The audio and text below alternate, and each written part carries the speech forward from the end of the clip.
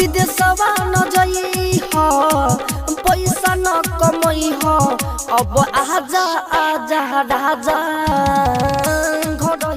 शुभकामना शुभकामना शुभकामना। हिंदुओं महान चाड पर्व विजयादशमी शुभ दीपावली तथा छठ पर्व को शुभ अवसर में रंजन पुस्तक पसल एंड नितेश इलेक्ट्रिक पसल and Poonam general store Maulapur को तरफबाट संपूर्ण ग्राहक महानुभाव व्यापारी विद्यार्थी तथा देश विदेश में रहनु भएका दाजुभाइ संपूर्ण साथीहरुमा सुख शान्ति तथा समृद्धि को लागि हार्दिक मंगल में शुभकामना व्यक्त गर्दछौ।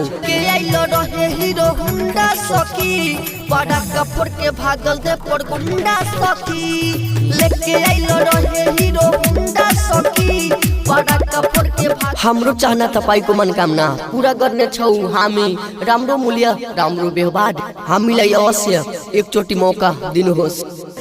बाहर से जल दिए राजा छुट्टी लेके आई हो असु हम छठ उठाइबू घरे चली आई हो असु हम छठ उठाइबू घरे चली आई हो असु हम छठ उठाइबू घरे चली आई हो घरे जाऊ।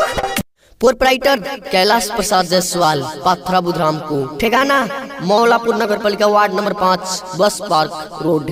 संपर्क नंबर 98 457 92 131 98 698 86 013 98 71 34 290 98 24 20 93 50। संचालक रंजन प्रसाद जायसवाल एंड नीतीश कुमार जायसवाल। एक बार सेवा के मौका अवश्य दे अवश्य दे। अब यहाँ जा राजा तू घर ही कमई हो।